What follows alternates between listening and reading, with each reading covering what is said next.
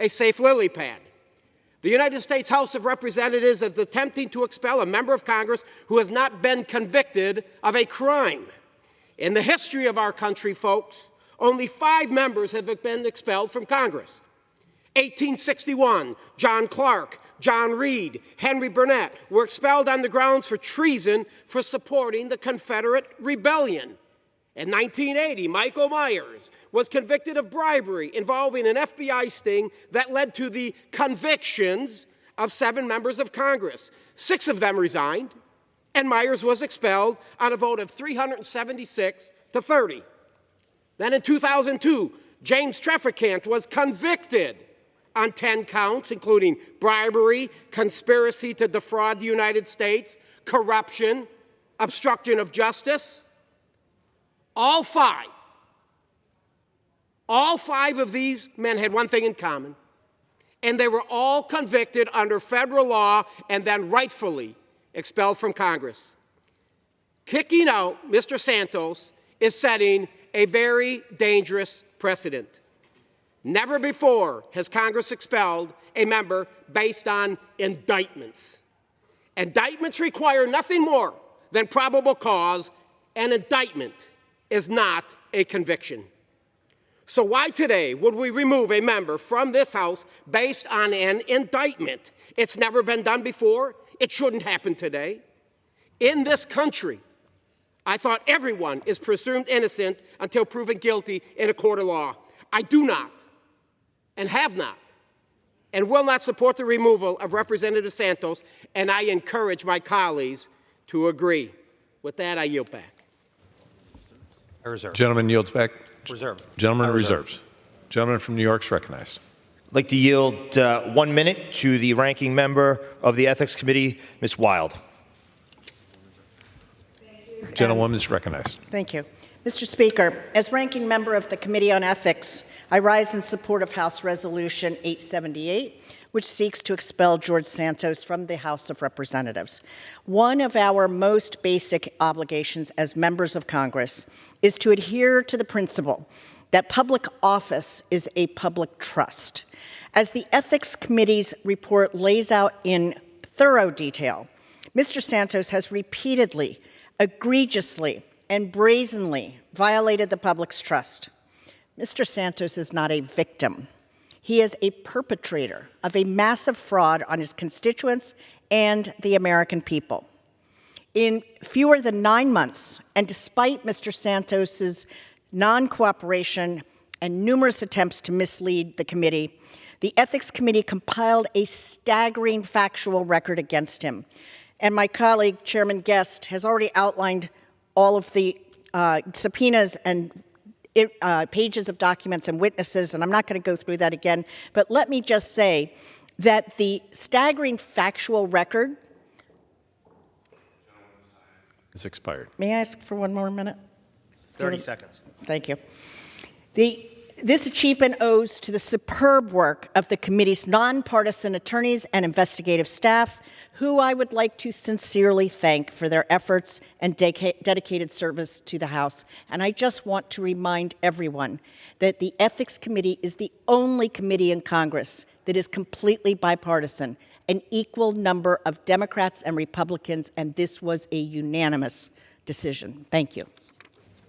Gentlewoman yields. Gentleman is recognized. Mr. Speaker, I reserve. Gentleman reserves. Gentleman from New York, Mr. Santos, is recognized. Mr. Speaker, I'd like to yield time, as much time as he may consume, to my colleague, Clay Higgins. Gentleman from Louisiana is recognized. Thank you, Mr. Speaker. Mr. Speaker, many times in the course of my life as a military police officer and a civilian police officer, I've had occasion to say, calm down, son. I've heard your argument. I feel your passion. I understand your position. But you're about to go too far. Just calm down and step back. This is what I advise my colleagues on both sides of the aisle today. One of my brothers here, whom I love and respect, these men seated here.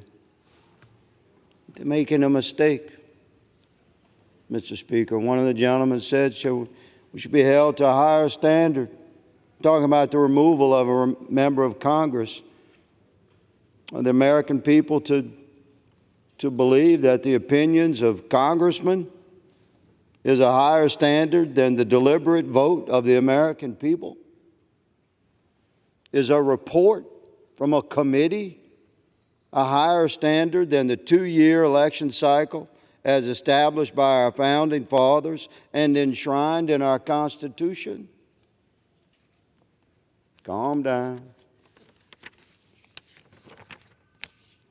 Mr. Speaker, I've spoken for 7 years to this body here, standing here, and very rarely have I had a prepared statement, nor do I today, but I'm going to read a letter that I distributed to my Republican colleagues for the benefit of my Democratic colleagues that did not receive a copy of the letter. Perhaps I'm wrong for that. I had considered sending you all this letter, and I did not, and I apologize for that, because the media has gotten it, and it's out there.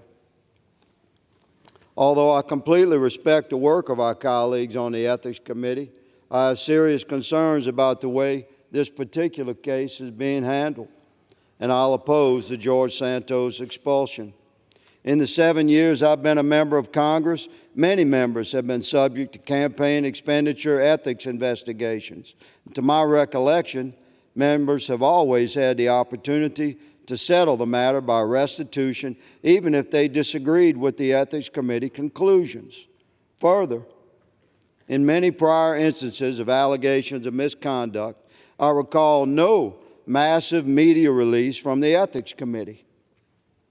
After a bit of a whispered brush fire, the matter just went away. Maybe the member left Congress, maybe the member didn't leave Congress, but they weren't publicly crucified and expelled. The very fact that we have all read the quote-unquote investigative report indicates a level of public character assassination that I have not witnessed through 4 terms of congressional service. It's troubling to me that a Republican-led Ethics Committee would present itself as so judgmental. Previous Ethics Committee's investigations have always been conducted quietly, reflective of our constitutional standards of innocent until proven guilty in a court of law. Reports of similar allegations of campaign finance violations, like family vacations overseas and cosmetic dental procedures and sexual adventures of every sort, have not historically been released to the public. This particular Ethics Committee investigation seems to be quite public, and I'm not seeing any allowance for the member to make restitution of alleged campaign finance violations. Full media disclosure, combined with intention to move straight to expulsion, appears weaponized to me.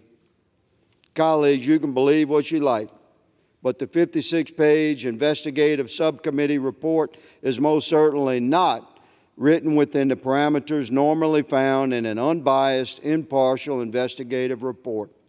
It's filled with conjecture, opinion, and pejorative language that no professional investigative report should include, no experienced cop would present to a DA, and no impartial DA would ever present to a court as unbiased. You may accept this report as grounds for expulsion from Congress, but I say no. It's not right. The totality of circumstance appears biased. It stinks of politics, and I'll oppose this action in every way. Perhaps my colleagues should step back from expulsion, look in the mirror, reflect upon the long-established historical record of congressional behavior, consider the founders' intent, and let we, the people of New York, determine their representative. This report is posing as an objective presentation of fact, yet it is most certainly written with notable disregard for professional objectivity, and it's wrapped in a media-incensed public disclosure that any reasonable man can see is a congressional equivalent of a public crucifixion. I'm stunned that members would cheer for this public shaming and expulsion. It's like witnessing an otherwise fair and compassionate village gather to celebrate the burning of an alleged witch. Since the Civil War, only 2 members of Congress have been expelled, and both have been convicted in court of federal crimes. That's the standard, and the House of Representatives should not deviate from that standard. I'm a solid no on expulsion, and I encourage every member to carefully consider what kind of precedent we're setting here. Mr. Speaker, I appreciate this opportunity to encourage my colleagues sincerely on both sides of the aisle to step back from this expulsion. I yield. Gentleman reserves. Reserve. Gentleman from New York, Mr. Esposito. Well, thank you. And as I fully respect my friend from Louisiana and have much love for him, I want to reassure no one is cheering for this ethics report. And with that, I'd like to yield as much time as he may consume to my friend from New York and fellow Long Islander, Mr. LaLota. Gentleman from New York is recognized. Thank you, Mr. Speaker. I'd like to address 3 issues in hopes of persuading my colleagues from both sides of the aisle who at this moment are either against or undecided about expelling George Santos to ultimately vote yes. Those 3 issues are fraud, due process, and election integrity. Regarding fraud, Mr. Speaker, both federal and state laws would require jail time or a monetary fine or both for any of our constituents who tricked another person into an agreement to another American's disadvantage. Here, in the 2022 election, by his own admission, George Santos induced New York voters and donors throughout the nation to support him by fraudulently creating an entire new person that donors and voters would support. Santos did this intentionally, figuring the uneducated, underemployed, and person of simple means he actually is could not earn the support of voters and donors. The facts of George Santos's fraud are not in dispute. George Santos is not the person he offered to voters. He didn't work where he said he did. He didn't go to school where he said he did. He's far from rich. He isn't Jewish. And his mother was not in the South Tower during 9/11. So the argument that New Yorkers voted George Santos in and that we should wait until November of 2024 for voters to decide his fate is inherently flawed, since voters weren't given a chance in the first chance to determine who they were actually voting for, Mr. Speaker. So while our constituents would go to jail or be fined for similar lies, one question we have before us today is that are we going to hold George Santos to the same standard which our constituents are held, or a lesser one? Regarding due process, Mr. Speaker, we should clear some things up. It's been a while since I took Professor Sample's civil procedure class or Professor Kuh's constitutional law class, but the due process clauses of our 5th and 14th Amendments do not apply to House proceedings. Rather, the constitutional proceedings which do apply here is Article 1, Section 5, Clause 2, which states clearly and simply, each House may determine the rules of its proceedings, punish its members for disorderly behavior, and, with the concurrence of 2/3, expel any member. It's that simple, Mr. Speaker. So while constitutional due process does not apply here, George Santos has actually been afforded every single element of it through the bipartisan Ethics Committee process. Due process requires notice, an opportunity to be heard, and a decision by a fair and impartial tribunal. First, Santos got his notice when the Ethics Committee informed him of the probe into his conduct. Second, Santos had every opportunity to be heard when the Ethics Committee invited him to confront the accusations against him, an invitation Santos rejected. Finally, his tribunal is us, the House of Representatives, whose collective impartiality is proven every day by the partisan fights we have every day, day in and day out.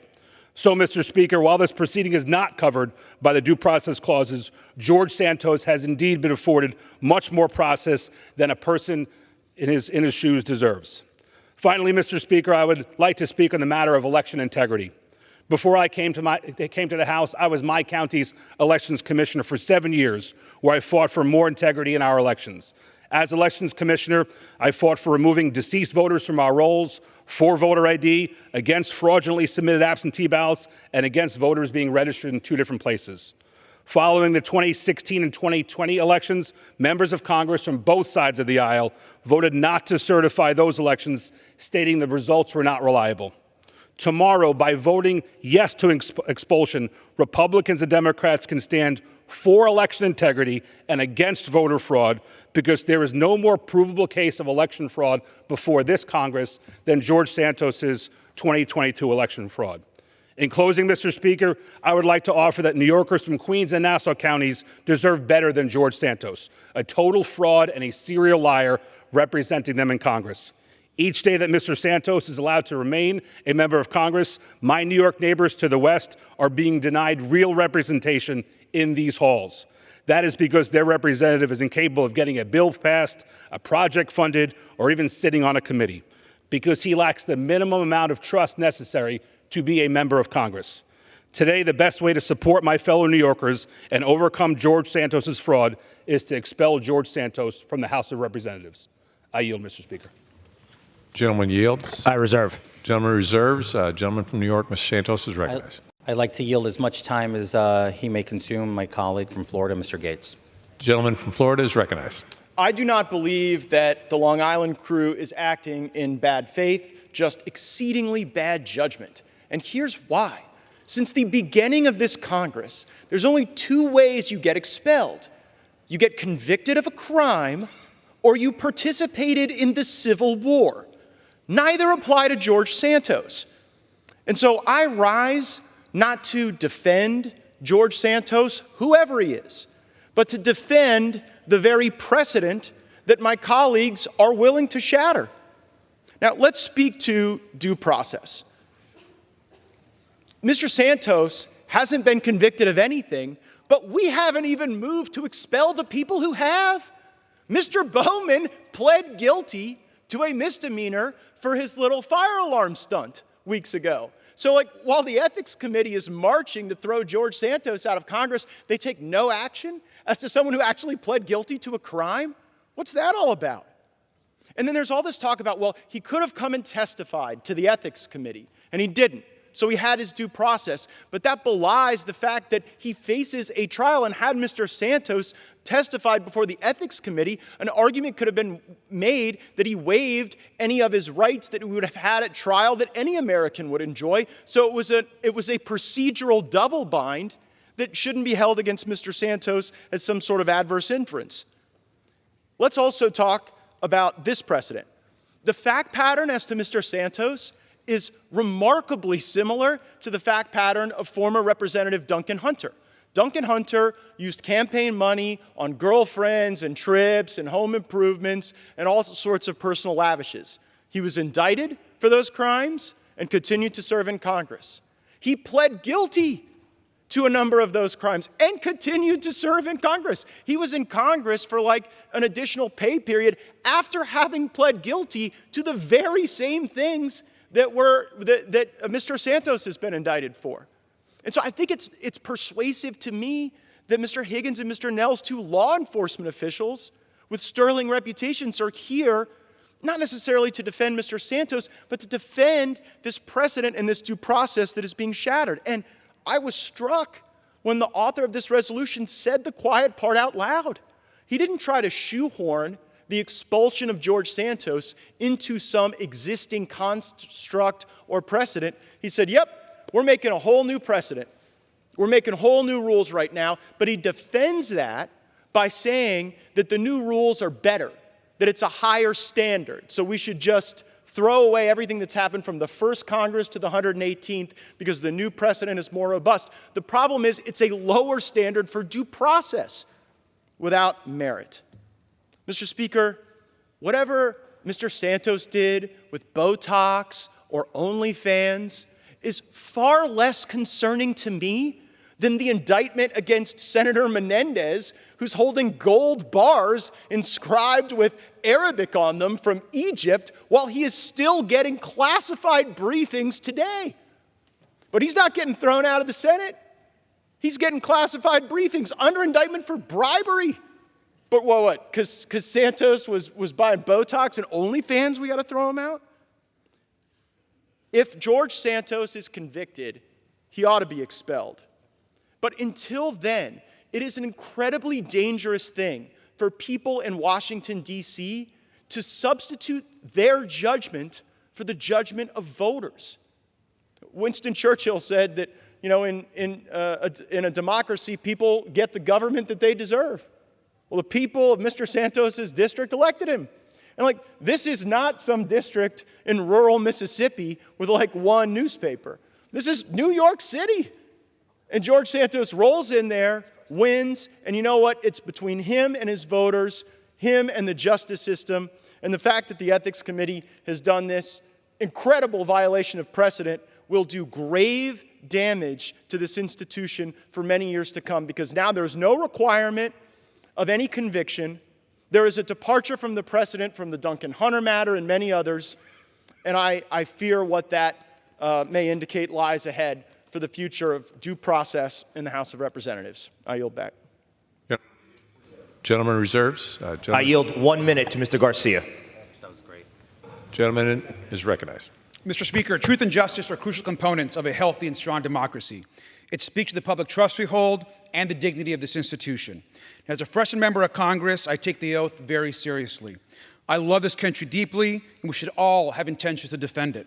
That's why I rise today to defend the integrity of the House and to support the expulsion of Representative Santos. I wish no personal harm to the representative from New York, and I imagine it's a difficult moment for him and for the institution. But I believe strongly that his actions, and he must be held accountable for them, as well as his lies. He fabricated his qualifications, his background, lied to the FEC, and unemployment fraud. That's why he's under a serious 23-count indictment. The bipartisan report is out. It's damning. It should convince all members to vote for this expulsion. People want better from Congress. They want good and ethical government, and they deserve the truth. I once again ask the representative from New York to resign and save himself and the country from this vote. And if not, I encourage a yes vote to restore integrity to the body and to expel Representative Santos. I yield back. Gentleman from California yields. Gentleman from New York. I reserve. Gentleman reserves. Gentleman from New York is recognized. Mr. Santos. Thank you, Mr. Chair. I hear a lot the line, I encourage Representative Santos to resign, do the right thing, which is resign. What I hear is people don't want to take this vote. I'm just here. I'm willing to take the vote. Take the vote, guys. I'm okay with it. This is your time. This is what they've all built up to all year. The most damning feature of this farce is the total perversion of the priorities of this body and this conference, who ran on the commitment to America. Yes, witch hunting George Santos is great right there. I remember that on the top line of the commitment to America. This conference has failed to pass 4 different appropriations bills, Mr. Speaker. It had rules fail on the floor. We had members weaponizing the Rules Committee because it didn't do what they wanted. Our borders are wide open. It's no man's land, being run by NGOs. And yet, this Congress has now taken 3 measures and the insurmountable amount of time that goes behind them to expel a member duly elected by the people of the 3rd District of New York. You see, I didn't think that my tenure in Congress would be this way, Mr. Speaker. I came here to do work. I came here to pass and work on conservative legislation. I have a stellar conservative record that I am proud of. The work I've done in this body, I am proud of. The votes I've taken in this body, I am proud of. Every vote that I've taken that might have been against leadership, I stand by those votes. Not because I disrespect leadership, but because I want a more conservative agenda for our country. Now, I can't say the same thing about some of my colleagues, especially the ones most adamant to remove me, almost as if we remove him, there's no comparison. It's that much simpler. They can go home and say they're conservative. They won't know what a real conservative will look like on Long Island. That's just the reality. The votes are there. Now, let's talk about the fact of due process that everybody seems to say that I have taken and I've received. It's no secret in this body that obviously I have an ongoing process with the DOJ. I was given a deadline, an unrealistic deadline, to testify before the committee the same day that I had to go to court. And they gave us a hardliner yes or no answer. They wouldn't settle for anything else. That was the deadline. I could not surpass that date, which means it was either I go to New York City to adhere to my DOJ case, or I go to the Ethics Committee. No disrespect to the committee. I've incurred over $200,000 of legal fees that have been predominantly paid for. So to suggest that I have not complied with them is yet another lie. They have received every document they've asked, and documents we did not have, we have told them, we don't have them. We don't have access to what you're asking for. And they persisted and insisted in inventing documents, communication between myself and people that did not exist, thus communication, and we informed them. This was all on the record. But I rise and I question again to the chairman, will he set the record straight that his expulsion resolution contradicts the findings of his report? Which one is it? Am I guilty of a sexual harassment claim or am I not? The report says I'm not. His filing on this expulsion resolution says I am. That is a very serious allegation, one that I sought to see the end of, where the House, the Office of Congressional Ethics, sent a referral to the investigative subcommittee saying that they did not suggest further investigation into the matter because it lacked credibility. Yet it sits on their expulsion resolution. I call that hypocrisy, more lying, more swamp behavior from this body. The same reason that Americans have no trust in this body, because unfortunately far too often, too many of our colleagues here will speak from both sides of their mouths without regard to who it might hurt. As it is said, people in this town will hurt people a whole lot so they can benefit just a little bit. With that, I reserve. Gentleman reserves. Gentleman from New York. Mr. Speaker, how much time do I have remaining? Gentleman has 2 minutes remaining. 2 minutes. All right, I'd like to yield 1 minute to my friend from New York, Mr. Molinaro. Dear God, Mr. Speaker, my future former colleague is divorced from reality. He has manufactured his entire life to defraud the voters of his district an honest choice for a member of Congress.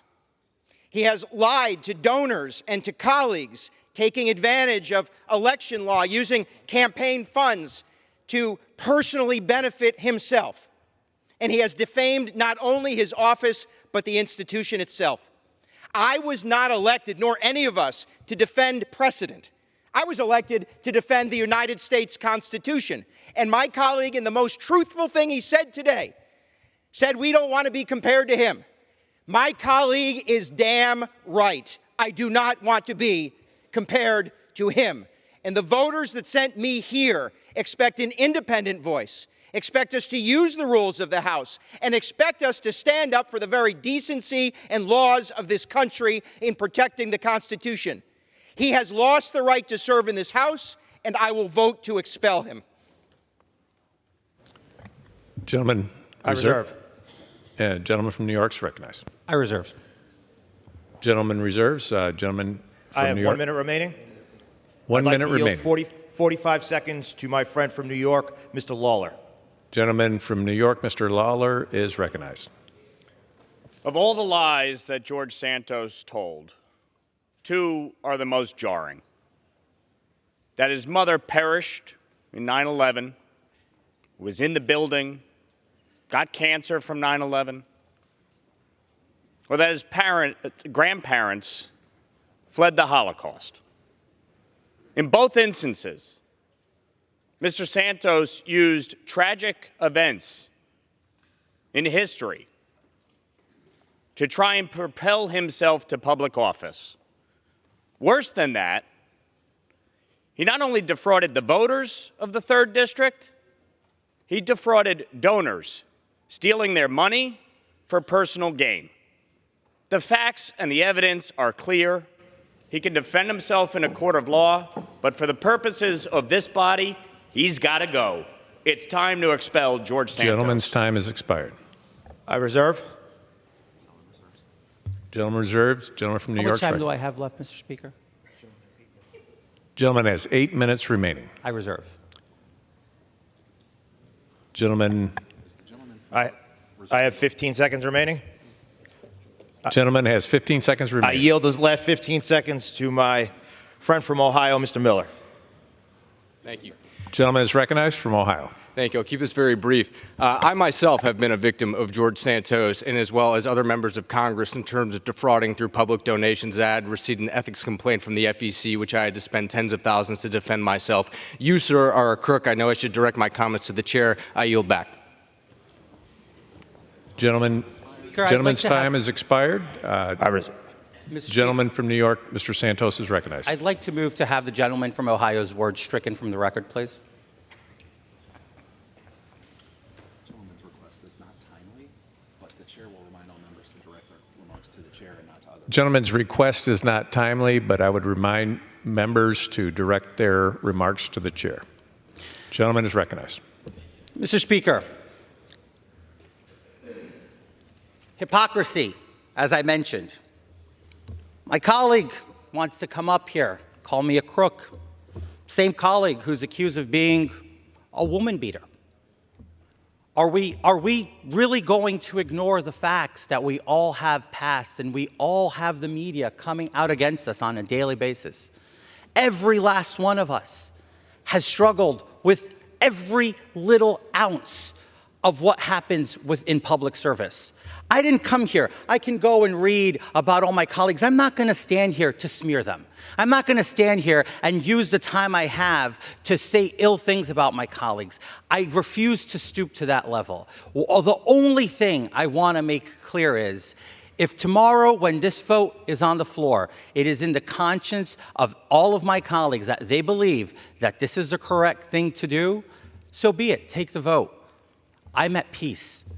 I have accepted that whether I get expelled or I don't, I have accepted that I cannot control that faith, Mr. Speaker. I have done the best I can to serve in this body and to deliver the best I can in my campaign promises to vote as a conservative voice in this body. I stand by that. And with that, I'd like to yield as much time as my colleague may consume. The gentleman from Louisiana, Mr. Higgins. Gentleman from Louisiana is recognized. Thank you, Mr. Speaker. What I ask of my colleagues, again, very respectfully on both sides of the aisle, is to just step back from this moment and reflect upon the sacred right of the American people to determine their representation in our representative republic. This is not a right that has been enumerated for this Congress. The American people run this thing. I believe the people of the 3rd District of New York are quite capable of removing Representative Santos if they choose to do so. In the history of our nation, we have never done what we're poised to do. Since the Civil War, 2 members of Congress have been removed by expulsion, both having been convicted of federal crimes.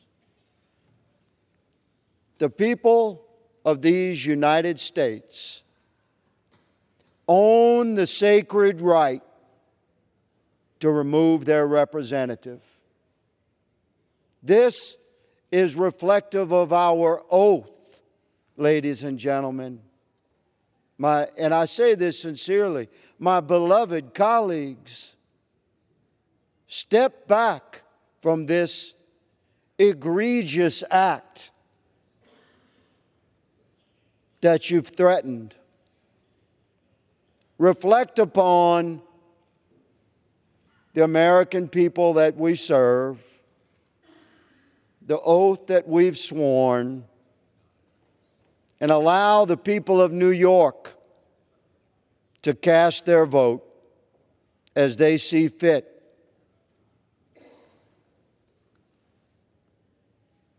Mr. Speaker, I am prayerful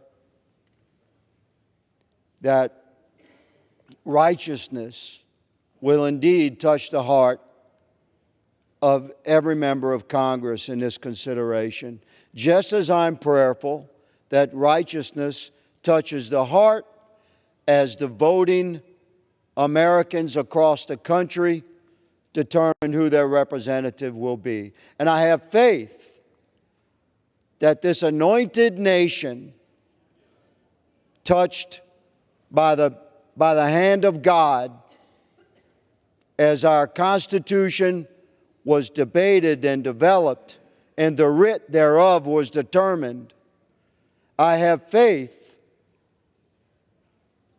in that document, and I am prayerful that my colleagues, Republican, and my colleagues, Democrat, will grant that sacred right, as determined by our Constitution, to the people to whom it belongs, in this case, the people of the 3rd District of New York.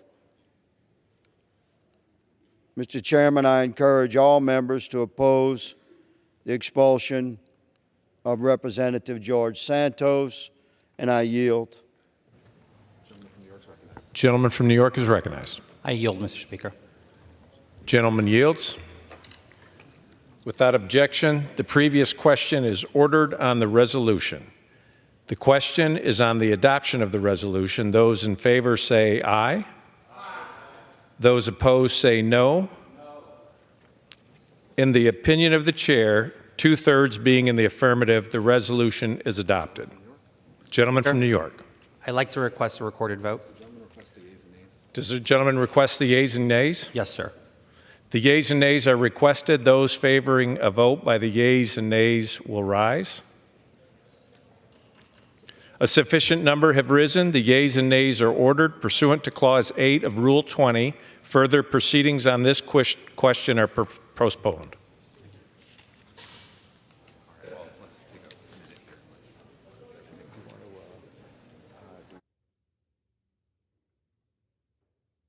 Oh, okay.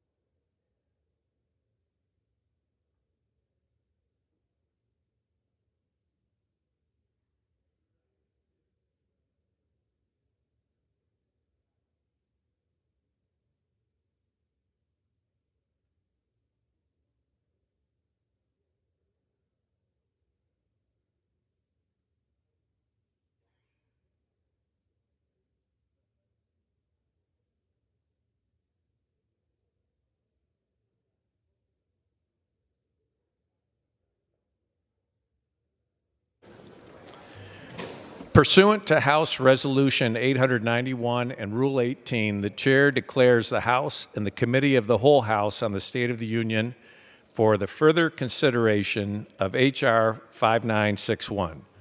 Will the gentleman from Florida, Mr. Stubbe, kindly take the chair?